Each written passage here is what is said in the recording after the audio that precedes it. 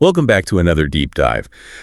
Today we're looking at the hidden biological hazards, the unwritten social rules, and the legal landmines of commercial flying. Yeah, we've got an incredible stack of materials for this mission. We really do. Exactly. So our goal today is to bridge the gap between casual flyers and aviation insiders. By walking you through 11 things you should never do on a plane. Right. Okay, let's unpack this. We're going to start with the biological reality of the airplane cabin. We're talking basic survival mode. Survival mode is honestly a really accurate way to look at it. The environment inside a commercial jet at 30,000 feet is just fundamentally hostile to the human body. Because we aren't naturally designed to sit in a pressurized metal tube miles above the earth. We are not. And that physical reality dictates how you should behave the second you sit down. Let's start with that overhead air vent. The cabin is usually blasting cold air during boarding, and I know my immediate instinct is to reach up and twist that little nozzle completely shut. Because you want to avoid the chill. Exactly. But according to the aviation playbook, doing that is a significant mistake. You should definitely keep that vent open, even if it means wearing a sweater. Because that constant stream of fresh, filtered air isn't just there for temperature control. Right. It actually serves as a localized bacteria force field. Which is wild to think about. I always assumed having the vent open just blew everyone else's sneezes right into my face. A lot of people think that, but what's fascinating here is the fluid dynamics of the cabin. Okay, break that down. That open vent creates a continuous high-pressure cone of air right around your seat. It dramatically increases the localized airflow. So it's physically pushing airborne germs and dust away from you.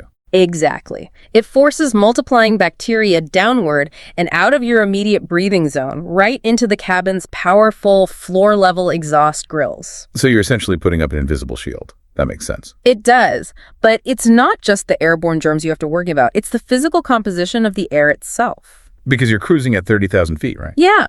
The air being pumped into the cabin from the outside is stripped of almost all its moisture. It is exceptionally dry. And the materials note that if you wear contact lenses, this environment becomes an immediate hazard. A huge hazard. The dry air rapidly dehydrates your eyes, which can cause the lenses to physically tighten and shrink around your eyeball. Which can rip microscopic tears directly into your cornea. Yeah.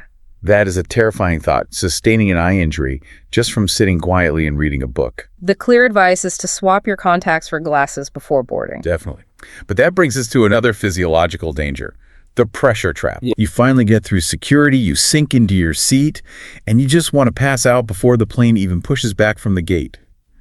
But the rule is to never sleep during takeoff or landing. The science behind this is crucial, and it all comes down to rapid barometric changes. When a plane ascends or descends, the air pressure inside the cabin fluctuates much faster than your body can naturally adapt. It creates that vacuum effect in your inner ear. Exactly. The pressure outside your eardrum becomes completely mismatched with the pressure inside. It physically prevents the eardrums from vibrating normally. Which explains that awful, muffled sensation where everything sounds like you're underwater. But people sleep on planes all the time. Why is it only dangerous during those specific windows of the flight? Because to equalize that severe pressure imbalance, you need to actively yawn or swallow. Oh, to open up the eustachian tube. Right. Doing that regulates the internal pressure. If you are asleep during a rapid descent, you aren't swallowing. You are allowing that vacuum pressure to build unchecked. And that imbalance leads to problems. Severe dizziness, spontaneous nosebleeds, and in extreme cases, permanent hearing loss. Permanent hearing loss just from taking a nap at the wrong time. It really highlights how passive you become to the environment when you fall asleep. Very passive. And speaking of passive behavior, we have to talk about staying stationary. Deep vein thrombosis, or DVT. Sitting motionless in a cramped seat for hours aggressively disrupts your blood circulation. When the blood pools, the cells can clump together to form painful clots. Usually in the deep veins of your legs, right? Typically, yes, it causes severe swelling.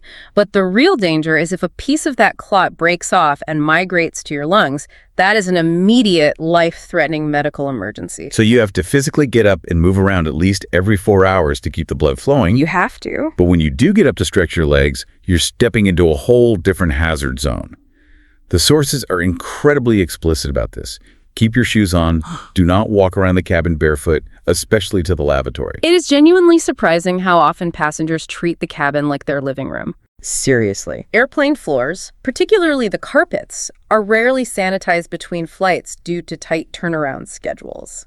The documentation points out that those carpets have absorbed skilled drinks, vomit, bodily fluids, and what is accurately described as all sorts of unmentionable goo. Unmentionable goo is right. And yet, passengers will casually stroll in their socks or bare feet down the aisle. The hygiene issue doesn't stop at the floor either. No, it doesn't.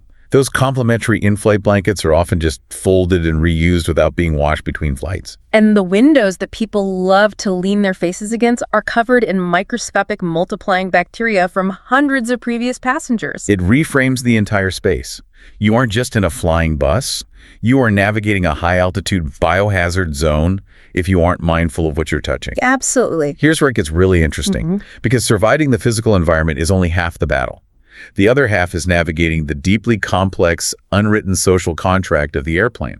And to understand that, we have to look at the secret life of flight attendants. This is a vital piece of context that explains so much of the cabin dynamic. According to the Category King playbook, flight attendants operate under what's known as the paycheck gap. The paycheck gap. Right. In many airline models, flight attendants are only financially compensated for their actual hours in the air. Wait, so boarding hundreds of stressed passengers, enforcing safety checks, wrestling with heavy luggage, and cleaning up the cabin before takeoff. All of that chaotic groundwork is essentially unpaid labor. How is that even a functioning model in such a highly regulated industry? It's a deeply entrenched industry standard. They aren't officially on the clock until the boarding doors close and the brake is released. Wow. When you realize they are effectively working for free during the most stressful part of the journey, their biggest pet peeves start to make a lot of sense.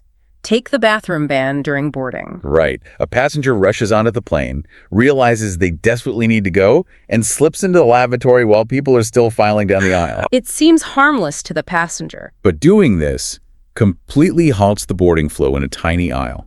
And flight attendants care deeply about this because they can actually be officially reprimanded or heavily fined by the airline for a delayed departure. Even if it is entirely the passenger's fault, you are costing them professional standing and potentially money while they are already working off the clock. That is brutal. Yeah. And the same logic applies to the carry-on baggage situation.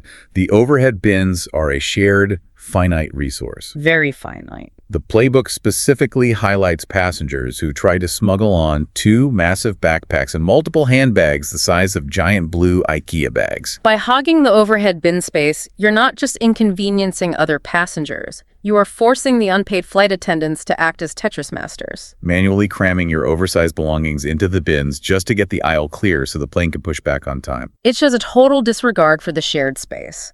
And that lack of spatial awareness often spills over into direct interactions with the crew.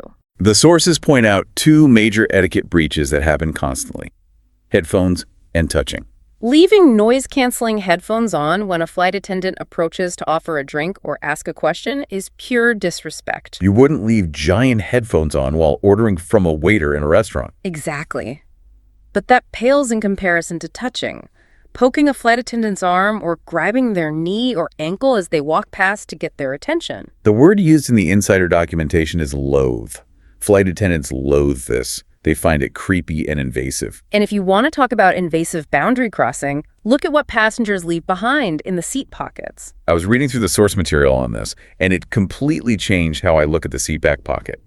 We aren't just talking about discarded gum wrappers here. No, not at all. Flight attendants regularly pull out dirty diapers, soiled adult underwear, used medical catheters, and bottles filled with pee. It is unfathomable to treat a shared space that way. This is why the rule of thumb is so strict. Never put your trash anywhere but in an actual garbage bin. And importantly, only hand your trash to a flight attendant when they are specifically walking down the aisle with a dedicated refuse bag. Right. Handing them a dirty, used napkin while they are actively serving hot meals means they have to break protocol, find somewhere to dispose of it, wash their hands, and delay the entire service. It all comes down to realizing that you are in a highly confined environment. But clearly, some people detach from that reality entirely, which leads to absolute chaos in the cabin. The outlier stories in our stack of sources are wild, especially regarding animal smuggling. The animal incidents really highlight the extremes of passenger behavior. In 2012, a passenger decided to smuggle a wild, venomous Egyptian cobra inside his hand luggage on a flight to Kuwait. You can't make this up. Predictably, controlling an aggressive, venomous snake in a pressurized cabin didn't work out. The cobra bit him, escaped into the passenger cabin, caused absolute pandemonium, and forced the pilot to declare an emergency landing just to handle the loose snake. Unbelievable. Then, fast forward to 2016 on a flight to Montreal. A passenger is relaxing, using her iPad, and feels a tickle on her leg. She looks down to find a massive tarantula crawling on her. Someone had brought 2 tarantulas on board as pets, and they got loose. If we connect this to the bigger picture, it highlights a strange psychological phenomenon. People board an aircraft and seem to forget they are in a highly vulnerable communal environment miles above the Earth. They treat it like their own private bubble. They really do. Which perfectly explains the passenger who was caught drying her freshly washed underwear by hanging it directly over the overhead air vent. Or the baffling incident from 2011 involving a Virgin Blue airline employee. Oh yeah, they were fired because they picked up a passenger's toddler and physically placed the child inside an overhead luggage locker during a game of hide and seek.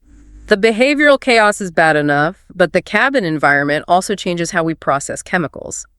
Let's look at the beverages you consume on board. First, the hot drinks. The sources advise against ordering hot tea or coffee. Because the water used for those drinks comes from the plane's internal water tanks. Those tanks are often old, notoriously difficult to clean properly, and highly prone to bacterial growth. Sticking to bottled water is definitely the safer bet. But the truly dangerous beverage on a plane is alcohol. Because of the altitude and the environment. Right. We talked about the low oxygen nature of the pressurized cabin. When you combine that low oxygen with alcohol, the physiological effect is greatly magnified. Your blood oxygen is already lower than normal. Meaning your brain metabolizes the alcohol differently. You become intoxicated much faster than you would drinking the exact same amount at sea level. And when people get drunk on a plane, things escalate terrifyingly fast. There's a case detailed from June 2021 where a man became so intoxicated, he actually tried to bite a member of the cabin crew. He was so out of control, they had to physically lock him inside the airplane washroom to contain him. And this is the crucial part. He wasn't just handed over to security and sent home. He was sentenced to 20 months in jail. Yeah. Because being drunk on an airplane isn't just a faux pas. It is a criminal offense. That reality brings us to the most critical and perhaps least understood aspect of flying. The law of the sky. The rules completely change once those doors close. When you step onto a commercial jet and the boarding doors are locked, you are no longer operating under normal societal guidelines. You are operating under what aviation strategists call captain's law. Captain's law. The pilot in command has absolute final legal authority over that aircraft and every single person on board. They are essentially the judge and jury at 30,000 feet. Crossing the legal red lines they enforce triggers massive, immediate consequences.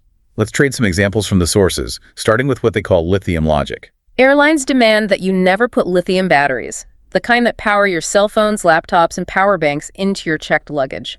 They must stay in your carry-on. And the reason is fire.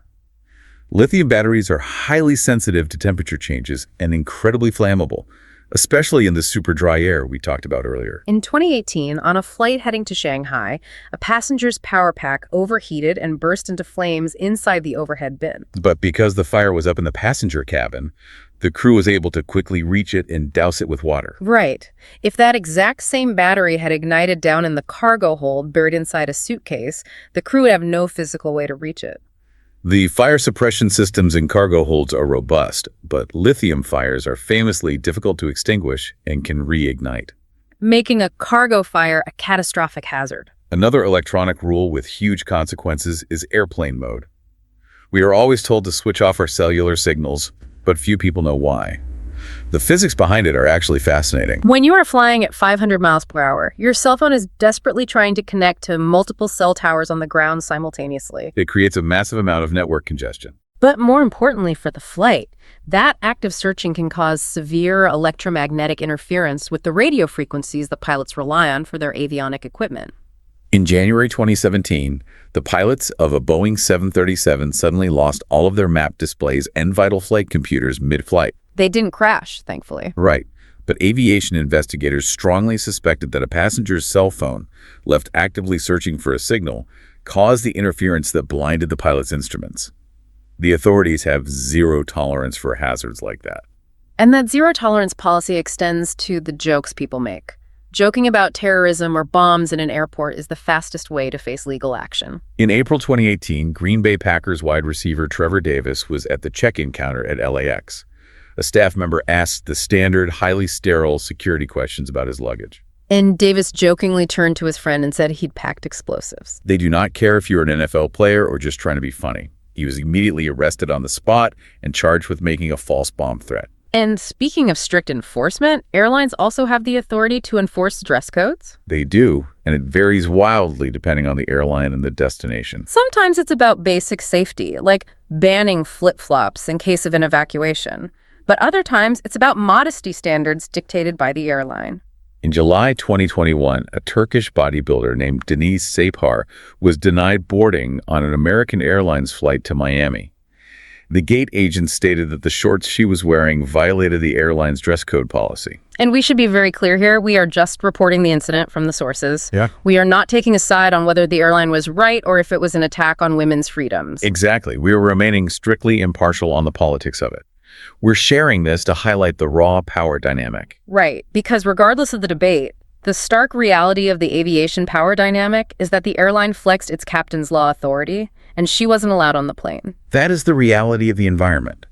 The airline, and ultimately the captain, controls who flies.